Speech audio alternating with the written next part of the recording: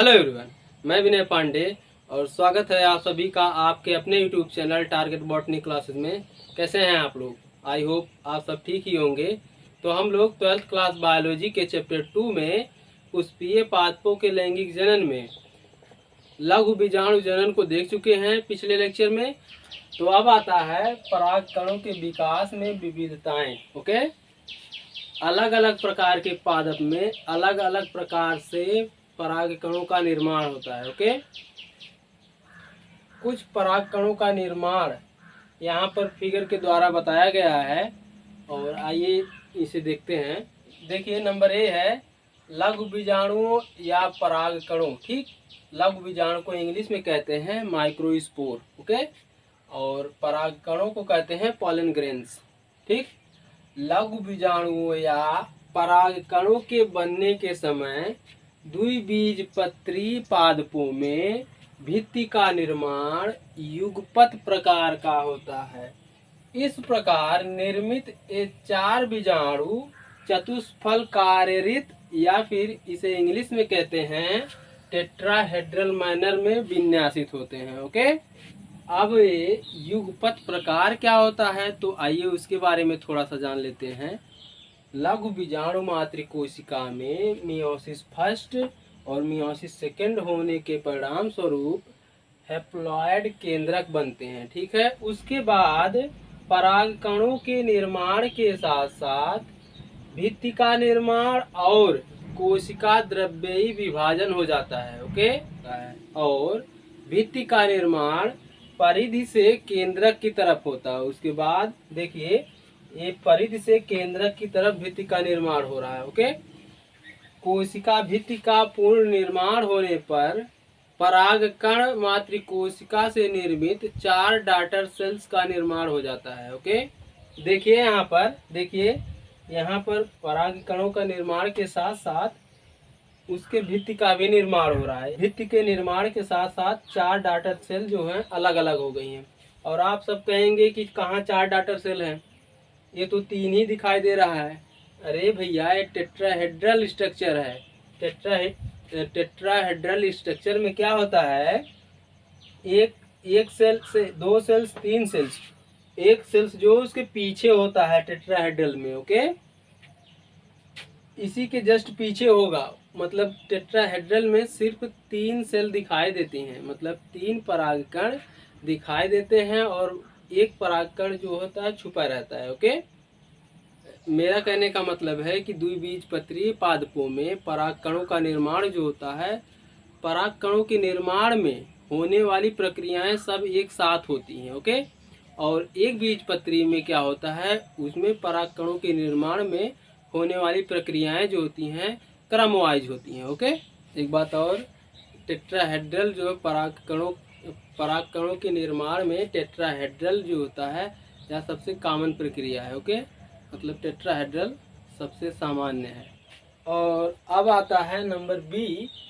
देखिए, एक बीजपत्री पादपों में भित्ति का निर्माण क्रमानुसार होता है। क्रमानुसार मतलब क्रम के अनुसार होता है। ओके, इस प्रकार के चतुष्क को समद्विपार्श्वी चतुष्क या फिर इसे इंग्लिश में कहते हैं आइसोबाइलेटरल टेट्राएड कहते हैं। ओके, देखिए यह फिगर जो है एक बीजपत्री परागकणों के निर्माण को दर्शाता है। देखिए, क्रमानुसार प्रकार। ओके, एक बीजपत्री पादपों में क्रम से जो है परागकणों का निर्माण होता है। तो देखिए फिगर, देखिए पहले एक लघु बीजाणु मात्र कोशिका है, उसमें मियोसिस हुआ। मियोसिस होने के बाद 2 सेल्स का निर्माण हुआ। ओके, 2 सेल्स के निर्माण के बाद फिर से मियोसिस हुआ। 2 सेल्स के मियोसिस होने के बाद 4 सेल्स का निर्माण हुआ। उसके बाद जो है कोशिका भित्ति, यहाँ पर देखिए चारों सेल्स का निर्माण हो गया, बाद में भित्ति का निर्माण हुआ है। ओके, और इसमें क्या था, इसमें सारी प्रक्रियाएं साथ साथ चल रही थी। मतलब मियोसिस हुआ तो 2 सेल्स बनी, फिर मियोसिस हुआ तो 4 सेल्स बनी, भित्ति भी साथ साथ बनती चली जा रही है। मतलब कहने का मतलब है कि द्विबीजपत्री में लघु बीजाणु मातृ कोशिका के विभाजन होने के बाद से सब प्रक्रियाएं जो होती हैं, पराग कणों के निर्माण की सब प्रक्रियाएं एक साथ होती हैं। ओके, और इसमें जो होता है क्रम के अनुसार होता है। मतलब एक बीजपत्रीय पादपों में पराग कणों का निर्माण जो होता है क्रम से होता है, जबकि द्विबीजपत्रीय पादपों में पराग कणों के निर्माण में होने वाली सभी प्रक्रियाएं एक साथ होती हैं। ओके, अब आते हैं अगले नंबर पर। देखिए, कुछ पादपों में लंबवत टी आकार के या फिर तिरछा चतुष्क या इसे इंग्लिश में कहते हैं क्रॉस टेट्रा पाए जाते हैं। ओके, तो अब आगे देखते हैं। देखिए, नंबर डी है एरिस्टोलोकिया एलिगेंस। ठीक, एरिस्टोलोकिया एलिगेंस नामक पादप में 5 प्रकार के चतुष्क पाए जाते हैं। वाह, क्या बात है, अजीब है। एरिस्टोलोकिया एलिगेंस नामक पादप में 5 प्रकार के चतुष्क पाए जाते हैं। मतलब ABCDE, ये 5 प्रकार के चतुष्क या टेट्राड इस पादप के अंतर्गत इसके एरिस्टोलोकिया एलिगेंस के पादप में सभी प्रकार के चतुष्क पाए जाते हैं। मतलब कहने का मतलब है कि पराग कणों का निर्माण जो होता है कई प्रकार से होता है। तो ये 5 प्रकार के जो पराग कणों का निर्माण है यह एक ही पादप किसमें, एरिस्टोलोकिया एलिगेंस में पाया जाता है। ओके, नंबर ई है प्रायः बीजाणु चतुष्क से बीजाणु पृथक होकर परागधान में बिखरे रहते हैं, लेकिन कुछ पादपों में चारों बीजाणु या फिर परागकण एक साथ जुड़े रहते हैं। इन्हें संयुक्त परागकण या फिर इंग्लिश में कहते हैं कंपाउंड पॉलन ग्रेन्स कहते हैं। ओके, इसका एग्जाम्पल है टाइफा। ओके, फिर आते हैं अगले नंबर पर। कुछ पादपों में लघु बीजाणु या परागकण मिलकर एक विशेष रचना पराग पिंड बनाते हैं। जैसे एग्जाम्पल देख लीजिए, मदार, कैलोट्रोपिस और आर्किड्स में होते हैं। ठीक, देखिए यहाँ पर, देखिए दिखाई दे रहा है ना, पराग पिंड। मतलब इसे कहते हैं कार्पस्कुलम, ऊपरी वाले भाग को कार्पस्कुलम कहते हैं, और इसके डंठल नुमा संरचना को काउडिंकल। ओके, इसे कहते हैं काउडिंकल, और यह है पराग पिंड। ओके, इसमें क्या होता है, कुछ परागकण मिल करके एक विशेष संरचना पराग पिंड बना देते हैं। ओके, देखिए परागकणों के निर्माण में विविधताओं को देख लीजिए। देखिए कितने प्रकार से परागकणों का निर्माण होता है। ठीक, देखिए नंबर 1 है टेट्राहेड्रल प्रकार से, टेट्राहेड्रल प्रकार से परागकणों का निर्माण होता है। ठीक, उसके बाद है आइसोबाइलेटरल, समद्विपार्श्वीय प्रकार से भी परागकणों का निर्माण होता है। टेट्राहेड्रल जो होता है द्विबीजपत्री पादपों में पाया जाता है, और आइसोबाइलेटरल जो होता है वह एक बीजपत्री पादपों में पाया जाता है। और सी देख लीजिए, सी जो है क्रॉसित होता है, और डी जो होता है टी शेप होता है, और एक आखिरी है ई, लीनियर शेप या रेखीय शेप में होता है। ठीक, परागकणों का निर्माण देख लीजिए, चतुष्क या टेट्राहेड्रल प्रकार से हो सकता है, और समद्विपार्श्वीय या बाइलेटरल प्रकार से हो सकता है, और तीसरा है सी है क्रासित प्रकार से हो सकता है, और जो है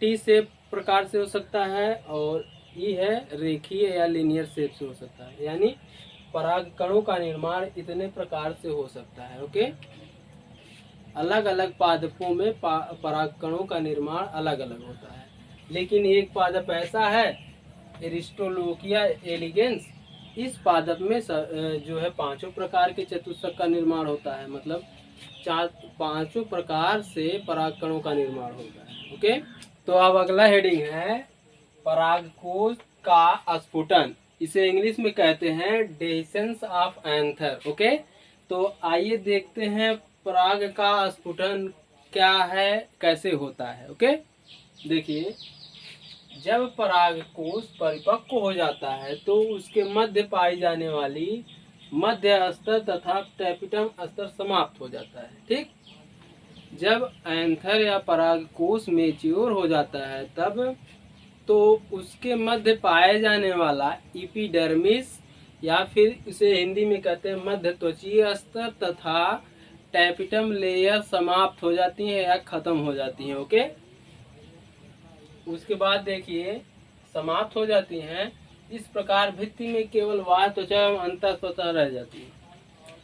जब एपिडर्मिस तथा टैपिटम स्तर समाप्त हो जाता है तो इस प्रकार भित्ति में केवल बाह्य त्वचा तथा अंतः स्तर रह जाता है। ओके, तरीके से होता है। ओके, अधिकतर जो होता है परागकोश का स्फुटन लॉन्गिट्यूडिनल होता है या अनुदैर्ध्य होता है। ओके,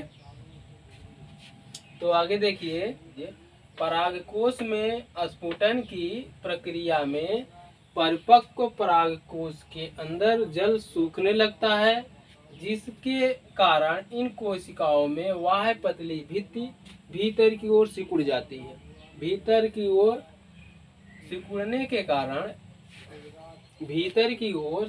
के कारण रंध्रक या मुख की कोशिकाओं पर दबाव पड़ता है, जिससे एक दूसरे से अलग हो जाती हैं और स्फुटन हो जाता है। ओके, जब एंथर या परागकोश मैच्योर हो जाता है तब उसके अंदर का जल सूखने लगता है और उसकी बाहरी भित्ति जो होती है पतली होने लगती है, जिसके कारण भित्ति अंदर की ओर दब जाती है और स्टोमियम या उसके मुख की कोशिकाओं पर दबाव पड़ता है और मुख की कोशिकाएं अलग हो जाती हैं। उसके बाद स्फुटन हो जाता है। ओके, और स्फुटन होने के बाद परागकण जो होते हैं या फिर इंग्लिश में कहते हैं पॉलन ग्रेन्स, वह परागकोश से बाहर निकल आते हैं या फिर वातावरण में रिलीज हो जाते हैं। ओके, देख लीजिए परागकोश का स्फुटन जो है कितने प्रकार से होता है, कैसे कैसे हो सकता है। देखिए,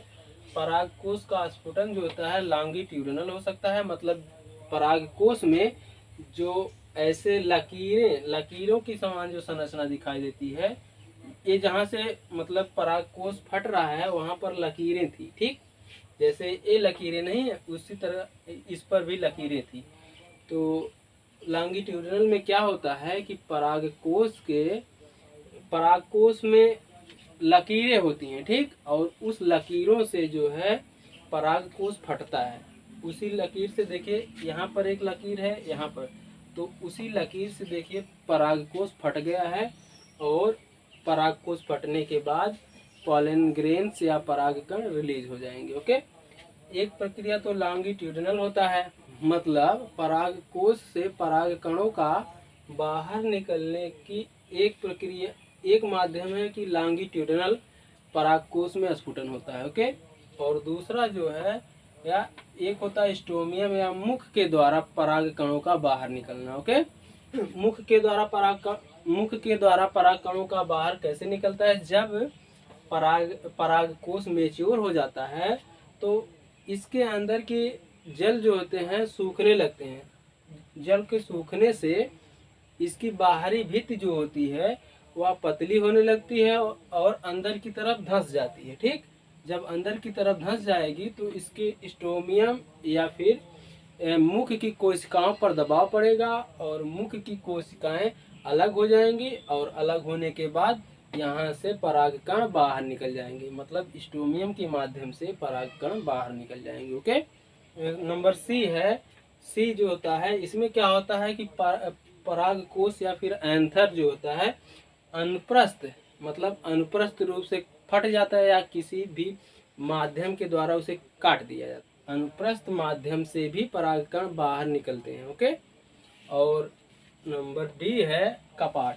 कपाट मीन्स जो होते हैं कुछ परागकोश में कपाट बने होते हैं। ठीक, जब परागकोश मैच्योर हो जाते हैं परागकोश ऑटोमेटिकली मतलब स्वतः जो है फट जाते हैं या फिर खुल जाते हैं, उससे जो होता है परागकण बाहर निकल जाते हैं। ओके, तो आज के लिए बस इतना ही, मिलते हैं नेक्स्ट वीडियो में। तब तक के लिए आप लोग पढ़ते रहिए और मेहनत से पढ़िए। ठीक है, आप मेहनत से पढ़ेंगे, अगर सूर्य की तरह चमकना है तो सूर्य की तरह जलना भी पड़ेगा। ओके, तो जमकर मेहनत कीजिए और दिलो जान लगा दीजिए अपने टारगेट को पूरा करने के लिए। Okay, all the best.